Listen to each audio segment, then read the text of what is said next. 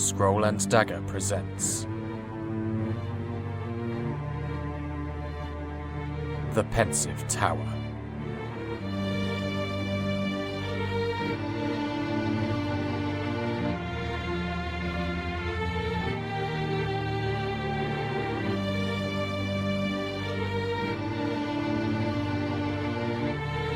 Episode 28. Through the Mirror.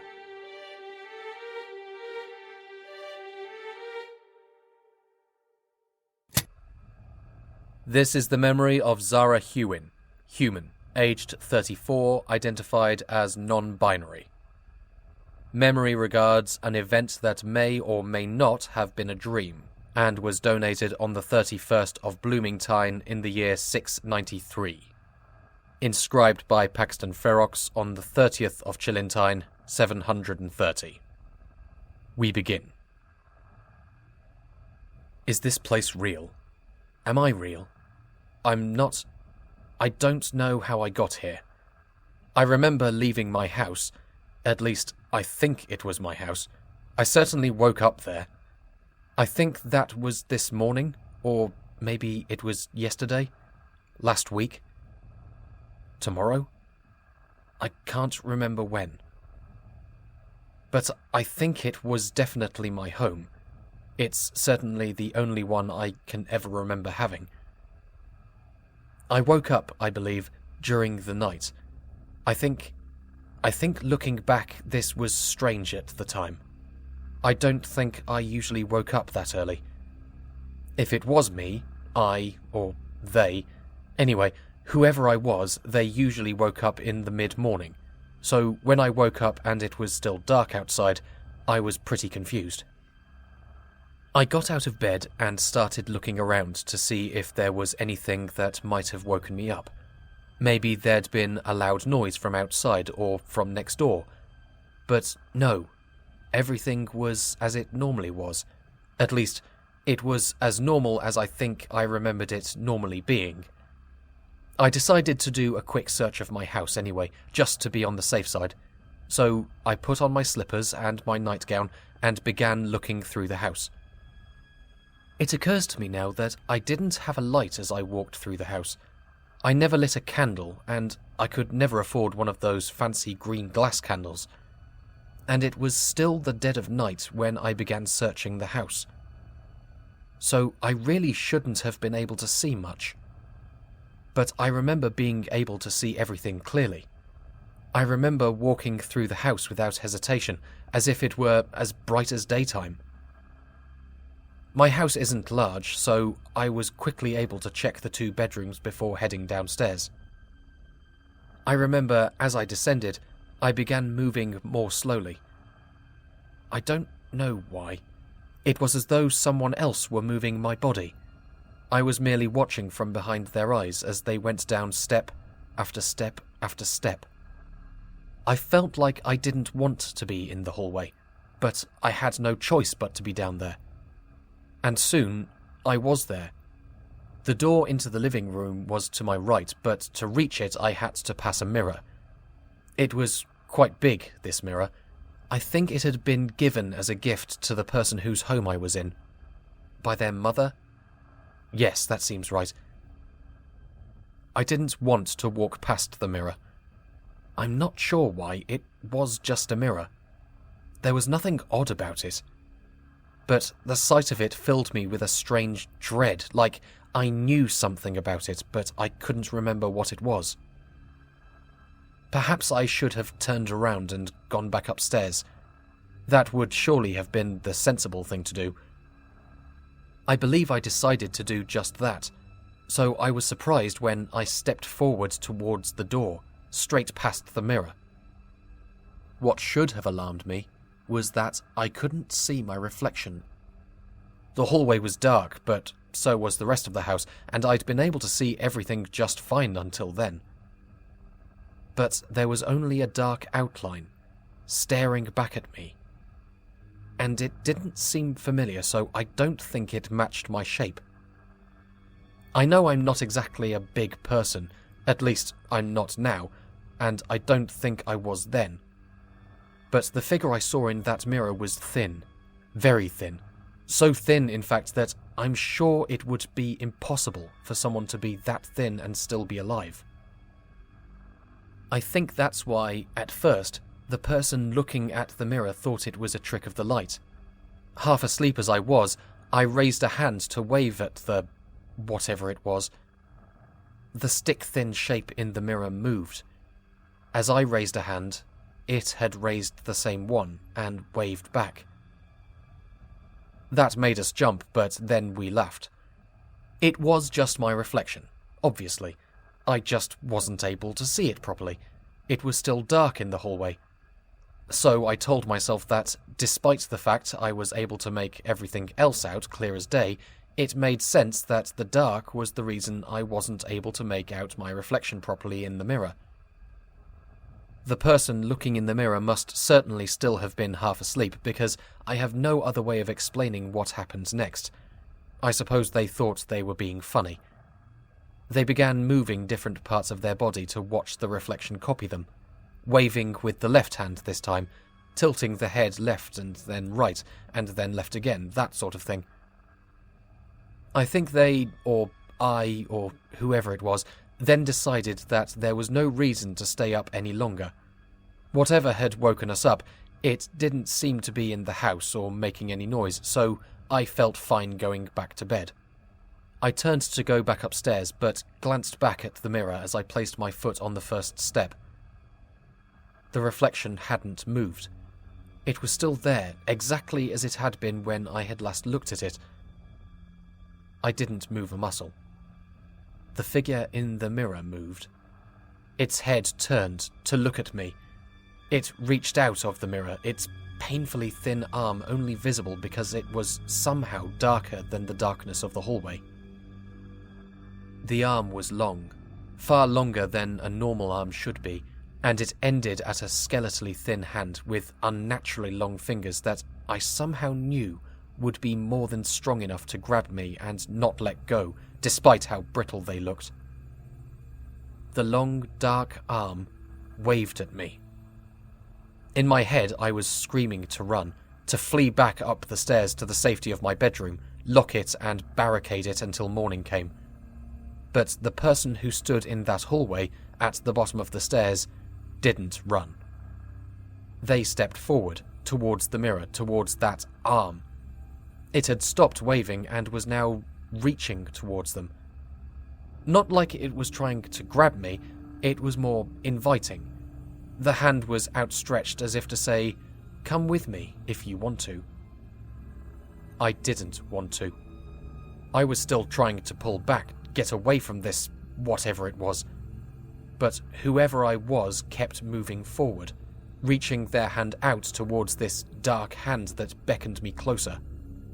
In the second before my fingers, their fingers, touched the emaciated hand that reached towards me, my mind raced, and I suddenly remembered the song my mother used to sing to me when I was little, about the Knot Man. I'm sure you know the one. I think every naughty child in the Federation has heard it.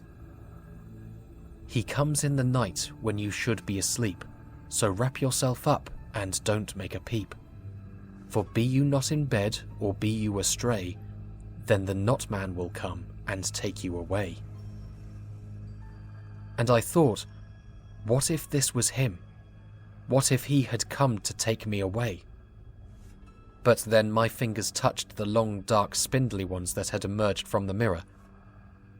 It was as if the world around me shattered. The hall, the house, the street it had been on, everything. It all broke apart and then fell away, leaving me standing in a boundless void. I was nowhere and everywhere. And I was alone, standing on nothing, floating in emptiness. I don't know how long I was there. Could have been anything from a second to an eternity. There was no time in that place. Every moment was eternal and never happened. But then I wasn't alone anymore. It was there with me. I knew that without needing to see it. That dark shape, the Knot Man, it was there with me. behind me, around me. I was terrified, of course I was. I had no idea what was happening, where I was, whether I'd get home.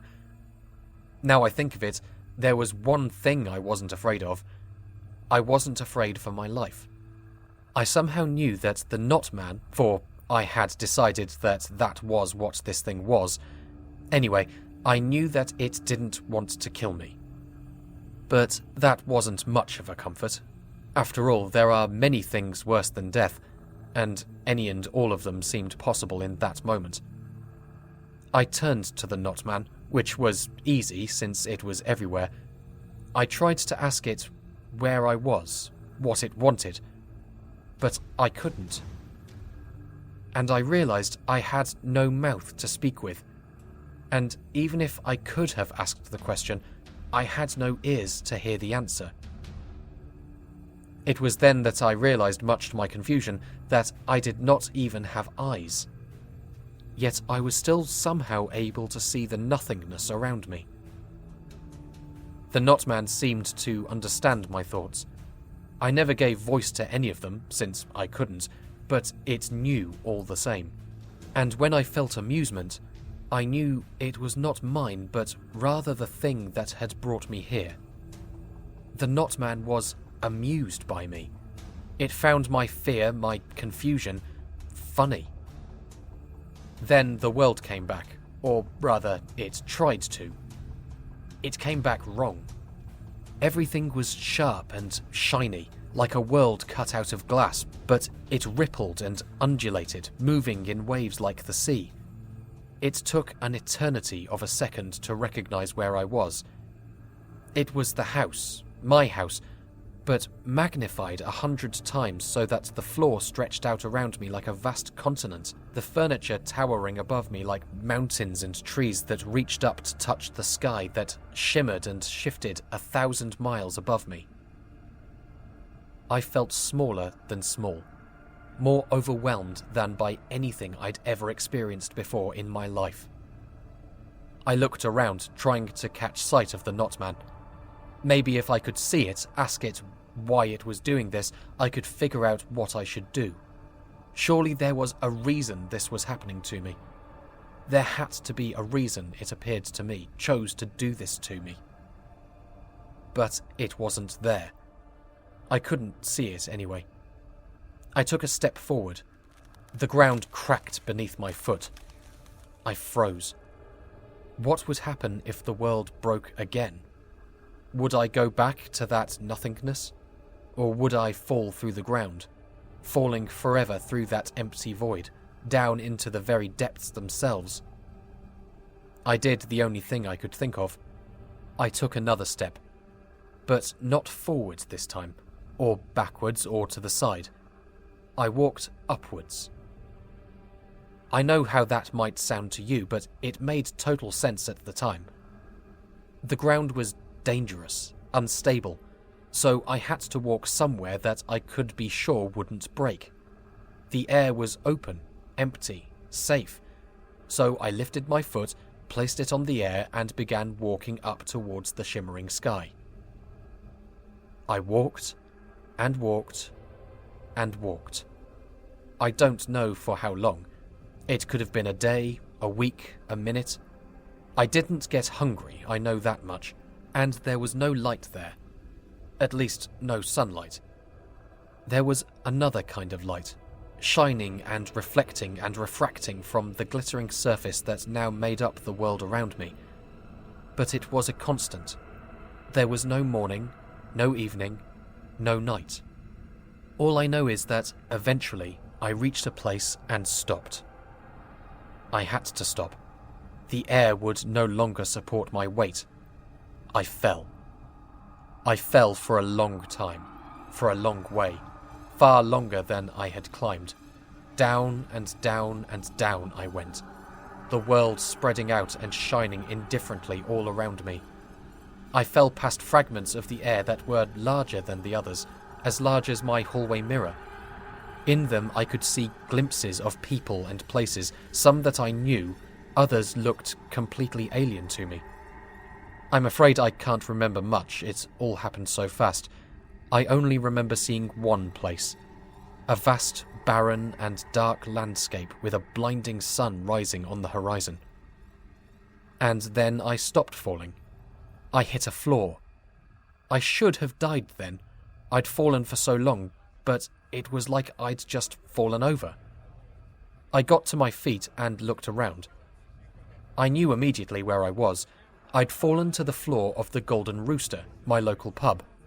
For one wonderful second, I thought I might have fallen asleep at the bar, had a weird dream and then fallen out of my chair. But I knew that couldn't be right. I hadn't been to the Golden Rooster in days, and I clearly remembered going to bed. Then I took another look around. It was the rooster, no doubt about it, and yet it was wrong.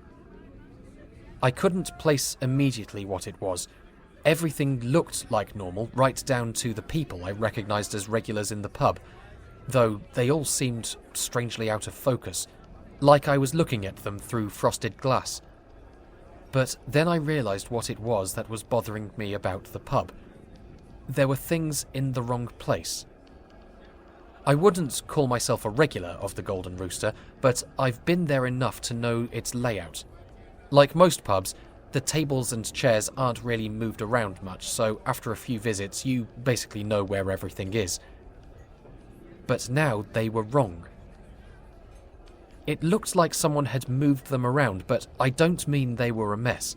It was as if someone had moved them until everything was in the exact opposite place to where it had been before. And there were other things too, like the grandfather clock. It stood against the back wall, its gentle ticking echoing around the room, but when I looked over at it, I saw that the second hand was ticking backwards. I knew this wasn't the real Golden Rooster. The Knot Man must have put me here. But why? What was the point in showing me this? A sound from the bar made me jump. I looked over and saw one of the barkeepers with his back to me, pouring a pint. I went to approach him, but then I saw something else and I stopped. The beer was flowing the wrong way. With each pull on the pump, the amber liquid was flowing up out of the glass and into the nozzle. This continued until the glass was empty. The barman then handed the empty glass to someone out of sight and then turned around. I almost screamed. The barman had no face. His eyes, mouth, nose, everything was gone. It was just featureless skin stretched over the front of his skull. I backed away, terrified by what I saw, and bumped into someone I hadn't seen. No, it was someone who hadn't been there before. They didn't turn around. I don't think they even noticed my existence. They just kept standing there, talking. But that couldn't be possible, I thought. Everyone in the pub had that same blank, empty face as the barman. They had no mouths, so how could they be talking? But they were. I could hear their voices, though now I realised they sounded muffled. I think I knew what must be going on. I didn't want to look. The idea was terrifying, but I had to see. There was a woman, a human, with long dark hair sitting at a table close by, deep in conversation with a man sat opposite her. I approached carefully, fearful they would try to grab me if I got too close. But just like the one I'd bumped into, they didn't seem to realise I was there. I slowly reached out and moved her hair to the side so that I could see the back of her head. And there it was, a mouth. At the base of her skull, opening and shutting in conversation like that was where it was supposed to be. I lifted the woman's hair further up, and there, looking at me, were a pair of eyes. I thought that the people in the bar were unaware of me, but I was wrong. The eyes in the back of that woman's head were staring straight at me. I'll never forget those eyes until the day I die. They were wide, terrified, pleading. I didn't even realise I was backing away until I hit the wall. I was so horrified by what I had seen. I didn't even realise at first when the wall started to give around me, drawing me in like quicksand. By the time I realised, it was too late, and I was sucked through the wall. I watched as it folded over me, the pictures that had been hanging on it drawing together like teeth of some great mouth. And then, I was somewhere else. I was back in my living room. It was nighttime, and the room was dark. I was in my pyjamas. I was back. The Knot Man had finished whatever game it had been playing with me and had put me back in my house.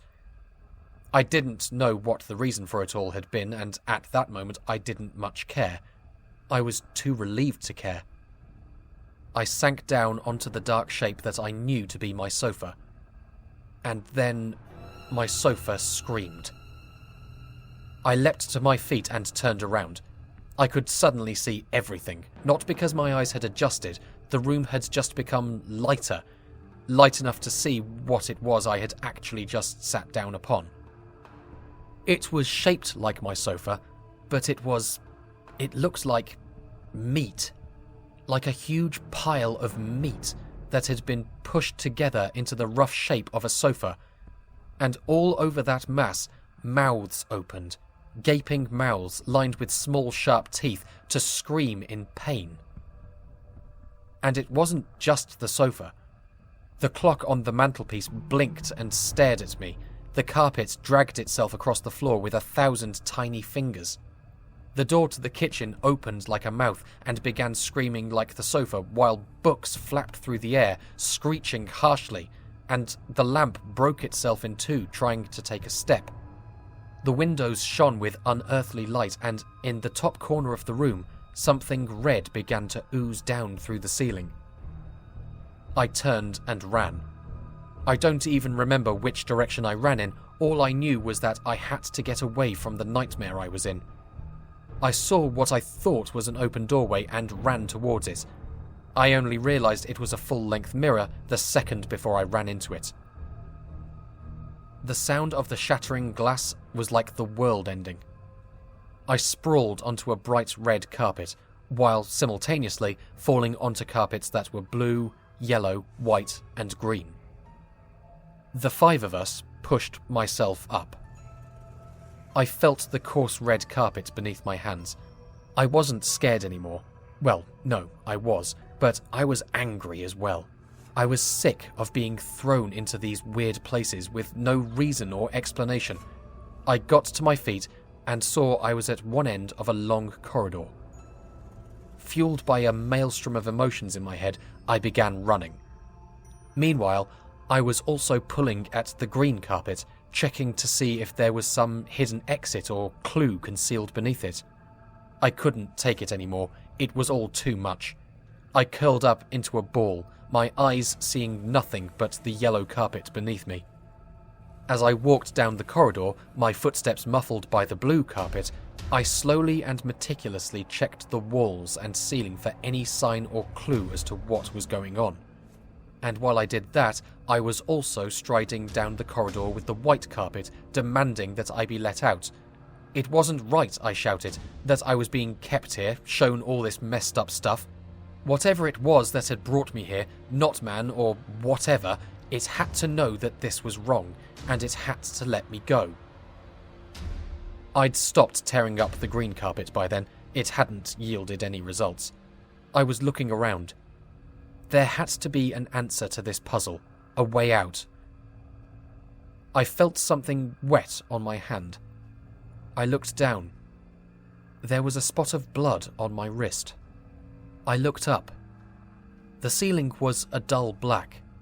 It was black in all 5 corridors, the whole way down. There was no sign of anything dripping through the ceiling. I uncurled myself and finally stood up. My hand went to my face. Just as I'd feared, it was my nose that was bleeding. It was coming faster now, flowing more freely, dripping down onto the floor. You'd think, given the carpet was the same colour, that I wouldn't be able to see the drops. But I could see each one clearly. And the sight of that made me, if possible, even angrier. I felt something then. Every one of the me's felt it. A kind of loosening. It felt like I was a doll being held in the hand of a child, and the child had loosened its grip, allowing me to fall to the ground. I saw another mirror, shining like an open door. It made sense, I suppose. It wasn't like I had any other options. The me who'd been searching for a secret answer hadn't found anything, but they were still looking. I went through. And just like that, I was back. Back in my hallway, back in the dark. I had been aware of 5 different me's in that hallway, 5 different versions of myself. And I don't know if all 5 came back. I don't remember if they all, or we all, went into the mirror, or if I left some of myself behind. Or maybe I'm still in that corridor, and this is just a me that thinks it's me. Am I me? Or was that just a memory? Was it all a dream? Is this the world I remember, or is it another trick? The morning came soon after, and then I came here. Final notes. Well, this was an interesting one, and no mistake. The Knot Man has been a figure in folklore and children's tales since before anyone can remember. Some scholars believe it originated long before even the Dark Age, as there are artifacts that have been uncovered that date back more than 1,000 years, carvings, murals and the like, that depict a tall, featureless and spindly figure, usually enacting some cruel joke or torturous experience on people, always shown as being small and defenseless against it. The stories about the Knot Man would support this idea, as the general theme of such tales typically involve a person being inflicted with terrible visions, or else taken somewhere they don't know or recognize, though this never ends fatally. The victim tends to end the tale as more confused than harmed. In some tales, the torment is in response to some slight or wrong the person has done, thus portraying the Knot Man as a supernatural dispenser of justice. More often, though, there is no reason for what is done to the person, and it seems to be done purely for the amusement of the Knot Man. This is all that can be said for this donation. No one witnessed these events apart from Mix Hewin themselves, and the events do not appear to have even happened in the real world. We did follow up with Mix Hewin, and they had no recollection of even coming to make this donation. They might be lying, trying to pretend it never happened, or they never did come, which presents some disquieting possibilities. I have not yet heard back from the librarians regarding the memories Gilia was instructed to find. Not surprising, I suppose, but certainly frustrating. I know Gilia is very eager to find out what was so important about that memory. She's been living here at the tower at the advice of the lawkeepers while they search for Elaine Sindreda. As far as I know, she has not been seen since last week. Inscription complete.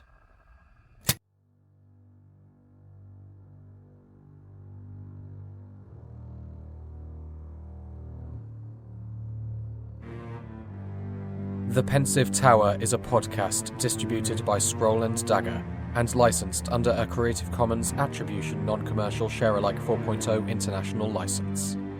Today's episode was written and performed by Gareth Cadogan and produced by Gina Moriarty. Original theme by Evangelos Anastasatos with artwork by Cassie Shepherd. For more information such as ways to support us or to view show notes, visit us at scrollanddagger.com. And please rate and review us wherever you get your podcasts. Thank you for listening.